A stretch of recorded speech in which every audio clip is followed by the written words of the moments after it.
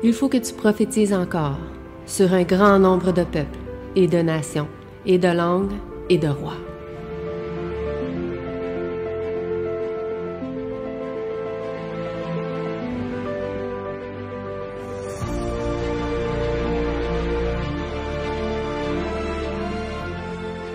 Zoom.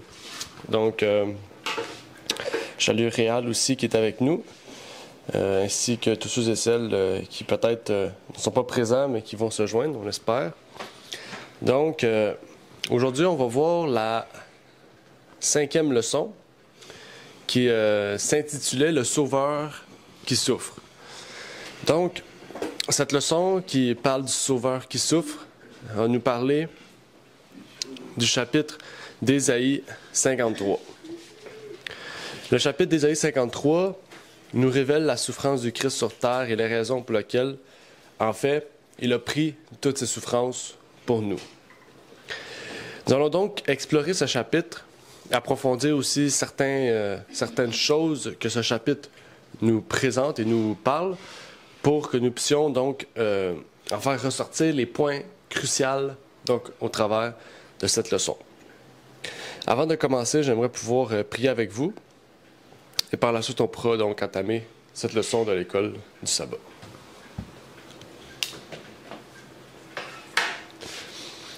Notre Père est aux cieux, j'aimerais te remercier, Seigneur, pour ce moment que tu nous permets d'avoir, de réviser la leçon de l'école sabbat. Puisses-tu permettre à tous ceux et celles qui désirent venir de pouvoir venir, Seigneur, et que tu puisses permettre aussi que par ta volonté, Seigneur, nous puissions comprendre et grandir au travers de cette révision de l'école sabbat. Et puisses-tu donc nous bénir en cette journée, nous tous ici présents, ainsi que ceux qui sont avec nous sur Zoom, au nom de ton Fils Jésus-Christ. Amen. Est-ce que tu en veux juste? OK. La leçon commençait par une double question. Quand je dis une double question, c'est que la question numéro 1 nous relatait un verset qui, dans ce verset, avait une question. Dans Ésaïe 53, verset 1, on nous dit « Qui a cru à notre message et à qui le bras de l'Éternel a-t-il été révélé? » C'est une question qui commence le chapitre d'Ésaïe 53, qui parle aussi, comme on a vu dans Ésaïe 53, nous relate la vie de Jésus-Christ, donc prophétise la vie de Jésus sur terre et tout ce qu'il a pu passer au travers. Et cette question-là aussi, on peut essayer du moins d'y répondre. Qui a cru à notre message et à qui le bras de l'Éternel a-t-il été révélé? Comment répondriez-vous face à cette question d'Ésaïe? Comment vous répondriez face à cette question d'Ésaïe? Qui a cru à notre message et à qui le bras de l'Éternel a-t-il été révélé? C'est à ceux qui méditent la parole jour et nuit. OK, à ceux qui méditent la parole jour et nuit. OK. Si on prend à l'époque du Christ, si on reprend ce qui s'est passé à l'époque du Christ, il faut savoir que Jean-Baptiste avait un message et que Christ aussi avait un message qui allait prolonger ce que le Christ avait parlé. Comme Jean-Baptiste annonçait la venue du Sauveur et du Messie et baptisait les gens en conséquence de cela, le Christ a fait de même. Le Christ a continué ce que Jean-Baptiste avait entamé, à savoir annoncer la venue du Messie. Christ annonçait non pas la venue du Messie, mais annonçait ce que le Messie était venu faire sur terre, en accomplissant donc les prophéties relatées dans l'Ancien Testament, que ce soit dans Jérémie, Ésaïe, etc., Psaume, etc. Donc, notre message perdure aussi à travers cette époque aussi de Jésus-Christ, des 4 évangiles. Notre message continue à être le Sauveur crucifié, ressuscité et ascendé au ciel. Et ce message-là va nous permettre donc de pouvoir continuer à partager le message de Jésus-Christ, ce qu'il a entamé comme œuvre. Bien sûr, ce message s'est élargi parce que maintenant nous vivons dans une époque où la fin arrive et une époque où ce que le jugement aussi est en cours. Une époque où ce que, si le jugement est en cours, c'est que la fin est proche. Donc, notre message relate aussi un peu celle de Jésus-Christ parce que Jésus-Christ annonçait la fin des 70 semaines. Si on se rappelle dans Marc 1, juste après le baptême de Jésus-Christ, Marc nous relatait le premier message de Jésus-Christ. Les temps sont accomplis. C'est ce que Jésus annonçait. Annonçant que bientôt les Juifs allaient crucifier le Christ, accomplissant donc ce temps, mais qu'il allait persécuter aussi les chrétiens, en commençant par Étienne, qui allait entamer aussi ce temps.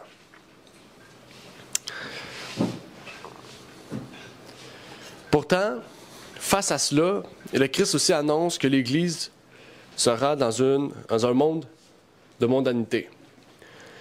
Dans le livre d'Ellen White, dans Testimonies for the Church, au volume 5, elle nous dit « L'état de l'Église sûr est loin d'être ce qu'il devrait être. À moins d'un changement radical, elle s'étiole et meurt. Il y a beaucoup de reproches. Beaucoup cèdent au doute et à l'incrédulité. Ceux qui parlent de foi et cultivent la foi auront la foi, mais ceux qui chérissent et expriment des doutes auront des doutes. » Donc ici, il y a une demande. Il y a un encouragement à persévérer dans la foi des apôtres, la foi d'Éphèse, notre premier amour. Le Christ, au cours de sa vie, était un être rabaissé, un être rejeté. C'est pour ça qu'on dit le rejeton de David. Sa famille était pauvre, malgré qu'elle se débrouillait et qu'elle pouvait vivre avec ce qu'elle avait. Il était né dans un état pitoyable, né à Bethléem, dans une étable, auprès des animaux. En fait,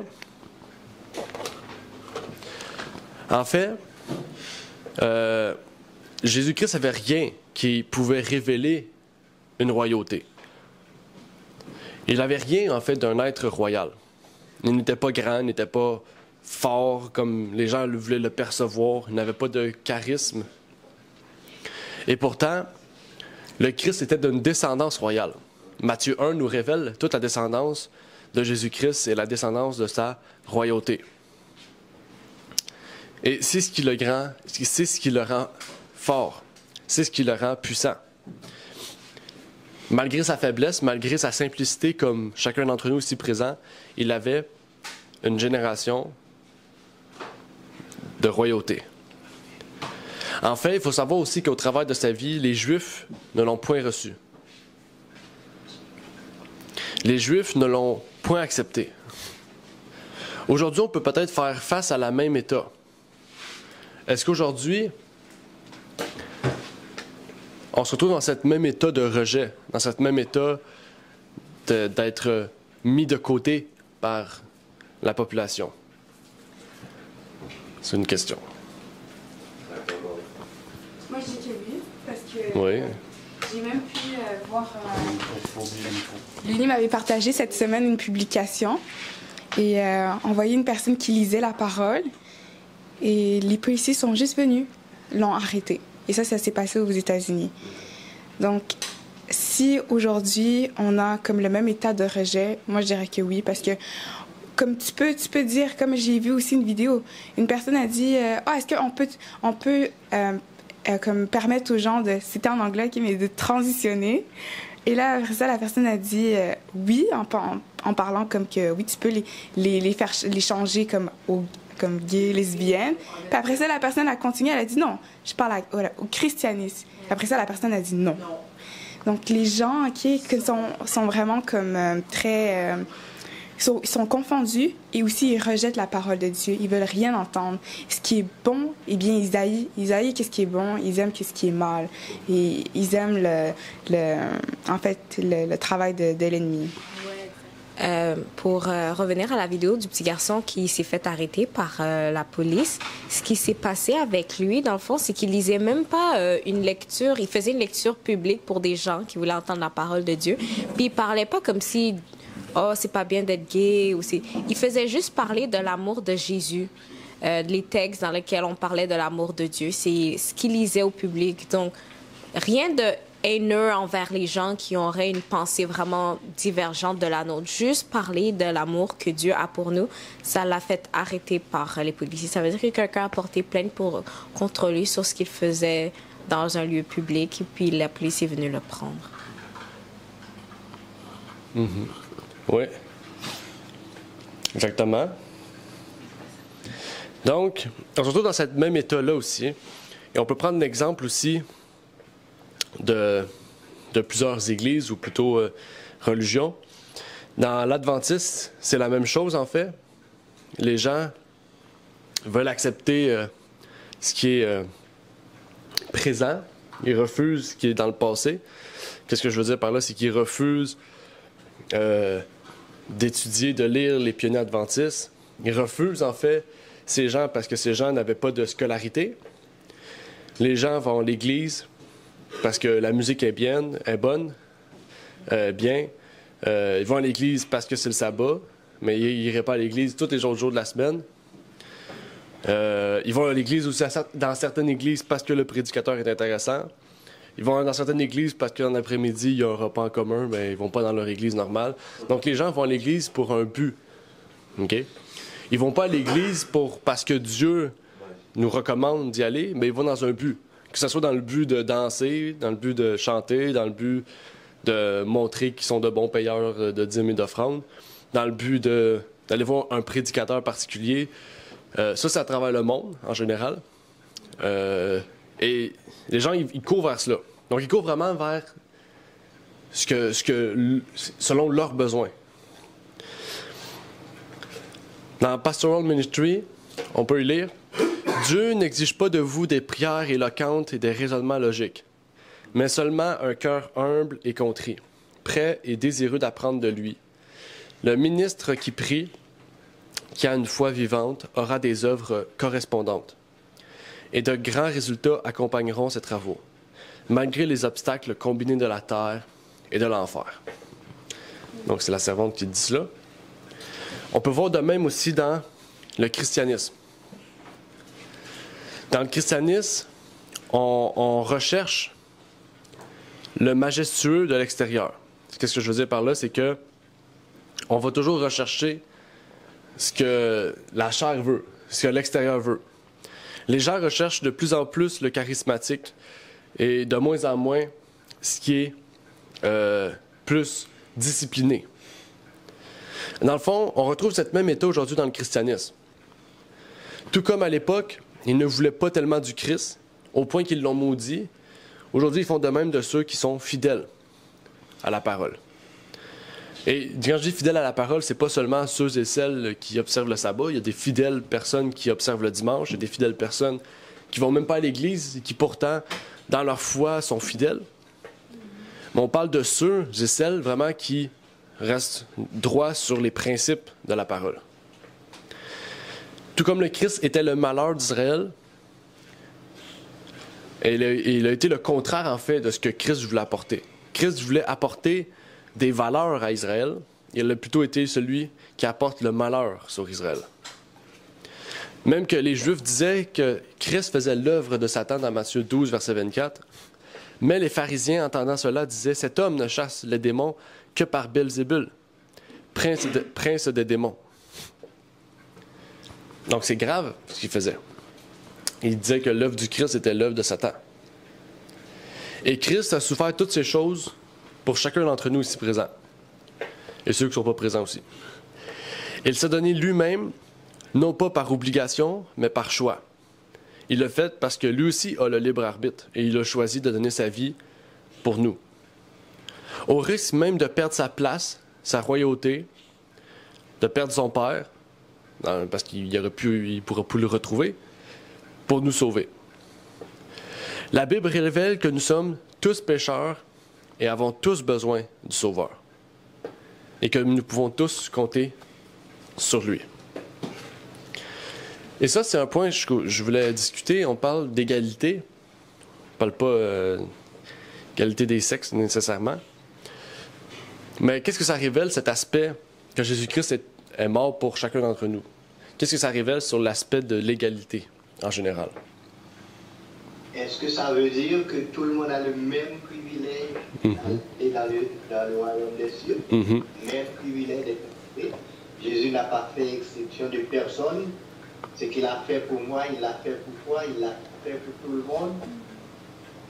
Il suffit que nous répondons de la même manière. C'est ça que je comprends. Amen. Oui, ça c'est un point important, que chacun a le même droit, qu'on va avoir le même droit au ciel. En fait, il n'y a pas un favoritisme spécial pour une classe. Mais il y en a qui le font, il y en a qui disent que les prophéties concernent juste les Juifs dans l'Apocalypse, partout. C'est juste les Juifs, puis eux sont moins que rien, les chrétiens. Donc ça, c'est faux, en fait. Les Juifs, c'est fini. Okay? Il n'y a plus aucun aspect judaïque qui devrait être parmi nous. Quel autre aspect aussi qu'on peut voir dans l'égalité, dans le sacrifice de Jésus? Renan a parlé d'un bon aspect, l'aspect, on pourrait dire, spirituel, qu'au ciel, on va avoir la même... dans le fond, on recherche toute la même chose pour avoir la même chose, on va avoir la vie éternelle. Donc, dans cet aspect-là, il n'y a pas un favoritisme, il n'y a pas quelqu'un qui va être mieux. Le pasteur ne sera pas mieux que le membre d'église et le pauvre ne sera pas mieux que le riche. Chacun va avoir son aspect. Les mêmes droits. On peut voir aussi que le fait qu'on est tous égaux, c'est le fait qu'on est tous pécheurs, en fait. Il n'y en a pas un qui est moins pire que l'autre. Parce que si on a péché contre un commandement, on a péché contre tous. Donc on est tous au même niveau, en fait.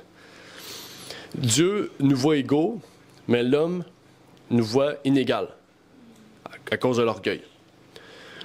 C'est un peu le même combat, en fait, depuis 6000 ans. Le combat entre l'homme et la femme, le combat entre les Blancs et les Noirs, le combat entre les Chinois et les États-Unis, le combat entre... etc., etc. On a tous des combats parce que l'homme est orgueilleux. Même qu'on en fait des films puis des séries, vous avez remarqué, c'est de même. Au début des années 90, on parlait juste des Arabes, là, on parle juste des Chinois. Il y a 10 ans, on parlait juste des Russes dans les films. C'est fait exprès, hein? Quand les États-Unis font des films, c'est toujours les États-Unis contre les Russes pour que les personnes qui écoutent le film aient une haine contre les Russes. 10 ans après, c'est contre les Chinois. Après ça revient contre les talibans. C'est toujours comme ça. C'est fait exprès. C'est pour jouer... Les médias sont faciles pour contrôler une masse. Donc, c'est toute la même chose. OK? Donc, je vous dis ça parce que, justement, c'est des moyens aussi de pouvoir contrôler la population, les médias. Puis ça, je pense que c'est lui qui est le plus fort en ce moment. Mais Ellen White nous dit ici dans That I May Know Him, à la page 99, « Le secret de l'unité se trouve dans l'égalité des croyants en Christ. La raison de toute division, discorde et différence se trouve dans la séparation d'avec le Christ.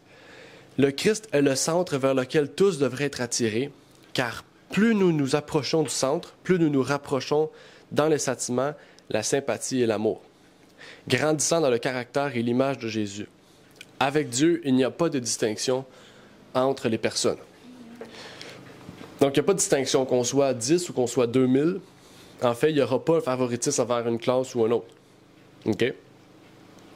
Souvent, on fait ça dans les églises quand on veut, amener une catégorie de personnes spéciales. Donc, on privatise certains aspects de l'Église pour amener une certaine classe d'individus à amener dans l'Église. Ça, les églises adventistes sont forts là-dedans. Hein, d'avoir une église haïtienne, une église brésilienne, une église portugaise. Puis là, quand tu rentres là, tu te sens mal à l'aise parce qu'ils parlent pas la même langue que toi. Ils sont pas habillés comme toi. Ils n'ont pas le même mode de vie que toi. Puis eux sont tous ensemble. Fait que là, tu fais quoi? Ben, tu y retournes plus. T'sais. Fait qu'il n'y a pas un moyen d'évangélisation. Il n'y a pas... un mélange. Le Christ prit tous les fardeaux de l'humanité. La raison pour laquelle il ne fut si souffrant, la raison pour laquelle il fut, pourquoi j'ai dit il ne fut? Il fut si souffrant sur la croix, c'est parce qu'il a pris tous nos fardeaux. Dans le silence, et non pas dans l'agonie, dans le fait de se plaindre, il prit cette souffrance pour nous, selon cette prophétie d'Ésaïe 53 et plusieurs autres. Aujourd'hui, on va toucher spécialement Ésaïe 53. Il fut injustement jugé. Est-ce qu'il en est ici aujourd'hui? Comme Christ a été injustement jugé, a été condamné sur la croix comme un meurtrier, est-ce qu'il en est ainsi aujourd'hui d'être injustement jugé? Et en sera-t-il aussi dans le temps de persécution? que la Bible dit. La Bible dit à celui, comme je pense que c'était un verset qui, si on n'a pas fait cela au bois vert, alors que pensez, vous allez voir que ça va arriver au bois sec, pour dire que comme Jésus-Christ dit, moi qui est votre maître, donc qui est votre serviteur, j'ai enduré tout ça, alors vous, soyez prêts, parce que vous allez endurer encore toutes ces choses, la moquerie, l'injustice, les gens qui vont vous cracher, les gens qui vont vous rejeter, les gens qui vont vous persécuter, les gens qui vont vous tuer, les gens qui vont vous mettre à mort, comme Paul, emprisonné, tous ces gens-là. Ouais, et il y a aussi ces choses, ils n'ont jamais été secrètes pour nous. C'est-à-dire que Jésus, dès qu'il est venu sur terre, avant de quitter surtout, il nous a fait savoir que parce que vous me suivez, parce que vous m'aimez, ils vont vous haïr. C'est le début de toute chose. Donc, juste déjà savoir que quand on vient en Christ, on sera haï, on sera il nous avait déjà avertis. Et pour le temps de persécution, on nous fait savoir que ce sera un temps pire que ce qui s'est passé depuis que les nations existent déjà. Donc, pour le nom de Jésus, on va en prendre plein. Je pense qu'on peut même pas imaginer qu'est-ce qui sera à notre tête comme lors de la persécution. Tellement qu'ils ont dit que ça va être pire que ce qu'on a déjà vu. C'est inimaginable de voir qu'est-ce qui arrivera à l'époque de... Et ici, pour mettre encore plus, est-ce que vous avez déjà vu les façons dont Rome ils tuaient les gens, les chrétiens? Comment ils tuaient, comment c'était tellement barbare. La façon de tuer, les guillotines qui étaient mises plus en angle pour la douleur, pour souffrir, pour voir la souffrance des gens. Comment ils prenaient les chevaux, ils les attachaient 4 membres, les bras, puis ils frappaient les chevaux, puis ils partaient tous dans des directions différentes pour déchiqueter les gens, dans le fond. C'est la méchanceté, vraiment. Nous, notre époque, on a la technologie. On a des trucs qui fonctionnent de manière à ce que il peut avoir des spectateurs qui font juste peser sur un bouton pour que la torture soit plus sévère. Vous comprenez? Eux, ils avaient ils utilisaient des chevaux. Nous, ils n'auront pas besoin d'utiliser des chevaux. Ils auront... Puis c'est ça va être comme Sodome et Gomorrhe. Évoluer, très bien dit. Mais dans tout ça, on doit pas avoir peur parce que, en fait, Jésus-Christ a souffert et il nous a tracé le chemin. Il nous a dit de ne pas nous abandonner et de ne pas abandonner parce qu'il est près de nous. Ouais. Puis il est dit aussi dans la tragédie du siècle, je pense que c'était dans la tragédie du siècle, ceux qui étaient mis au feu, puis ils avaient des chants de louanges qui montaient pendant qu'ils se faisaient tuer. Je suis sûre que quand viendra ces moments-là, Dieu va tellement comme nous donner un petit peu moins de souffrance et on aura quand même la capacité, l'amour en nous pour lui rendre gloire et le remercier du fait que vraiment on est sous sa protection quand même malgré ça. Ouais. Et en plus, la Bible dit, n'ayez pas peur à celui qui peut tuer le corps, mais celui qui peut tuer l'âme. Donc même si on nous tue et qu'on n'a plus notre corps, eh bien on a la vie éternelle. Jacques 5, 4-6 nous dit « Voici le salaire des ouvriers qui ont moissonné vos champs et dont vous les avez frustrés. Cris. Et les cris des moissonneurs sont parvenus aux oreilles du Seigneur des armées. Vous avez vaincu dans les voluptés et dans les délices sur la terre, et vous vous êtes rassasiés comme à un jour de sacrifice. Vous avez condamné et vous avez mis à mort le juste, qui ne vous a point résisté. » Donc, aujourd'hui, on est, depuis surtout l'industrialisation, il y a de l'abus chez l'être humain.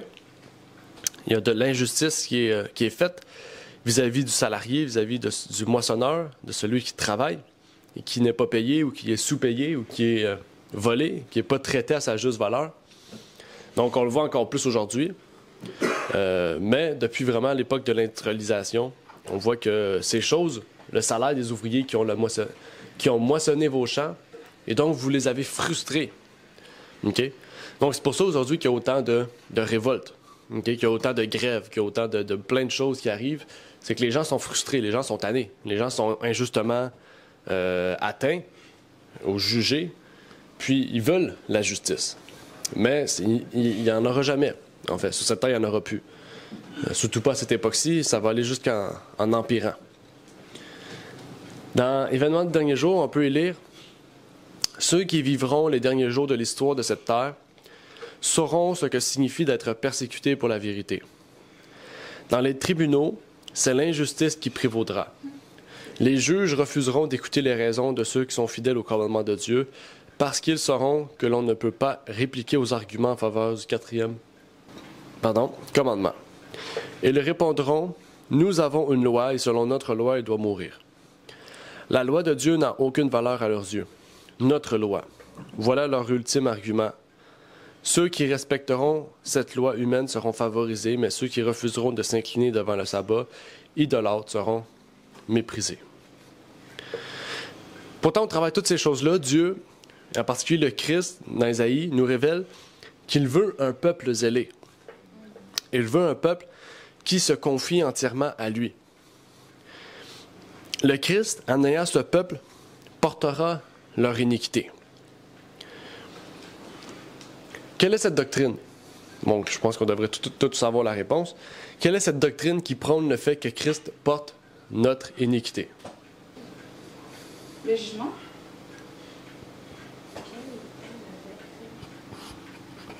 Non, c'est pas le jugement. L'iniquité, c'est nos péchés. Qu'est-ce qui fait qu'il pardonne? Non, quelle est cette doctrine qui prône le fait que Christ porte nos péchés? C'était mieux ça. Ou notre iniquité. La doctrine? Ouais. Même toi, tu le sais. Hein? Même toi, tu le sais. C'est la justification. Oui, la justification par la foi. Exactement. Je le savais pas ce mot-là.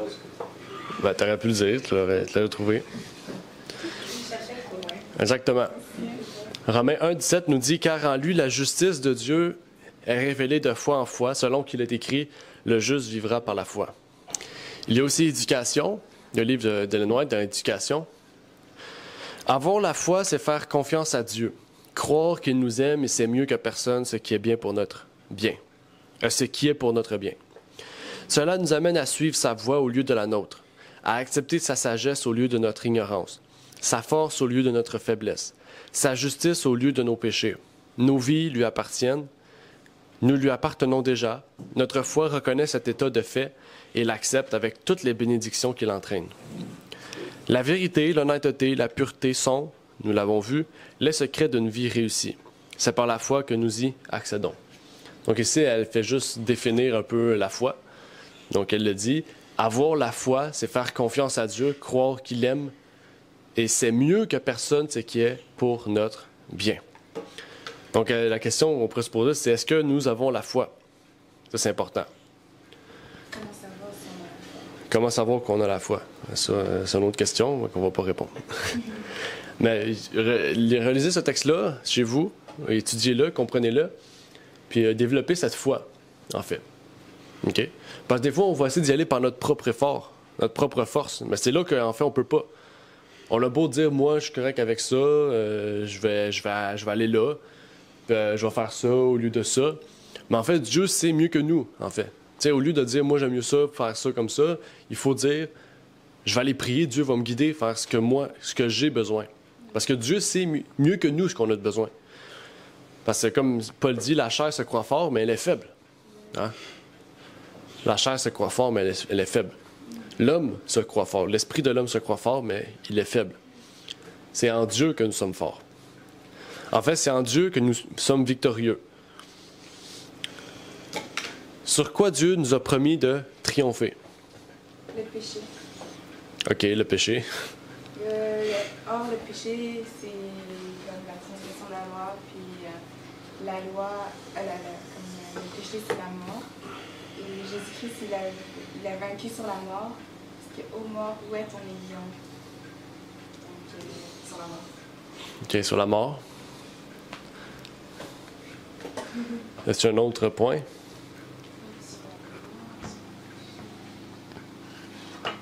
Aussi sur nos faiblesses, sur nos... OK, sur le péché, sur la mort, sur le moi. Il y a une chose précise, là. Christ a vaincu quoi? La mort? La mort, OK. Jack, Christ a vaincu quoi? Ouais. OK, la mort, le péché. Il y a un mot précis là, dans la Bible, il y a un mot, quelque chose de précis. Il dit, vous allez être vainqueurs. Et toute chose? Le péché se trouve où? La mort se trouve où? Ben, la mort se trouve partout. L'enfer? Ben, l'enfer, c'est la terre. Ouais. Mais la mort, c'est... Le péché, on le trouve où? À terre. C'est la terre. Près de Satan. OK, mais Christ a vécu sur la terre. Est-ce que Christ avait du péché en lui? Non. Non. Donc, le péché était où? Si c'est à terre, ça veut dire que Christ l'avait. Mais le Christ, il l'a pas, ça veut dire qu'il n'est pas sur la terre. Dans l'invisible. Dans l'invisible, OK. J'essaie de vous amener vers la réponse, là. C'est... Je sais que vous le savez. Parce qu'il y a un texte précis qui le dit, donc je peux pas... Le texte est là. You. Ben, je vais pas le dire. C'est un mot, là. Un mot. Ouais. Si le péché n'était pas en Jésus, le péché était où? En Satan. Là, le Satan, c'est le père de l'iniquité, mais... Le père du péché, on peut dire, l'iniquité. Le père de la méchanceté. Mais si Satan n'était pas en Jésus, c'est-à-dire que Jésus, parce que Jésus n'avait pas de péché. OK? Donc, Satan n'avait pas d'atteinte. Il essayait de porter atteinte à Jésus, mais il ne réussissait pas. Le péché était où, donc? Satan, il est prince de quoi? Prince des ténèbres. C'est sérieux. Oui, prince des ténèbres, mais il y a un mot dans la Bible qui le dit. Prince. OK, ben je vais aider d'abord. Prince du monde. Prince de la terre. 1 Jean 5,4. Il dit la terre. La terre, un prince du monde. Non, il a dit. Ah, ok. Parce que tout ce qui est né de Dieu est victorieux du monde, et la victoire qui a vaincu le monde, c'est notre foi. OK? Imposteur. Donc, Satan, il est prince du monde, prince de la terre.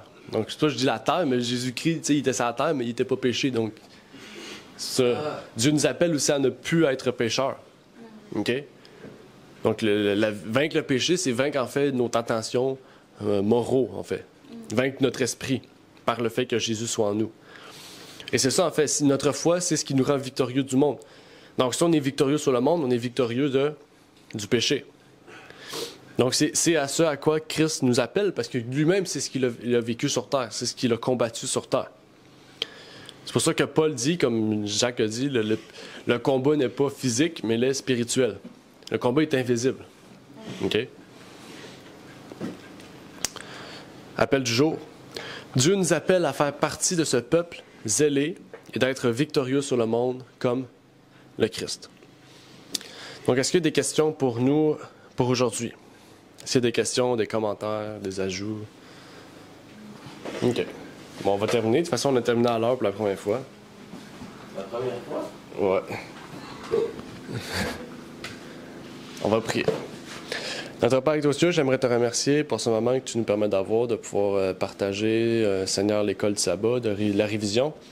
Puisses-tu bénir tous ceux et celles qui étaient présents avec nous, que tu puisses permettre à ceux et celles qui doivent venir de pouvoir venir en bien, Seigneur, que ce soit en personne ou sur Zoom, et que tu puisses, Seigneur, bénir cette journée de sabbat et ce moment de culte que nous te rendons.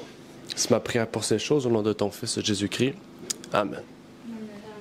Amen. Merci d'avoir écouté cette vidéo.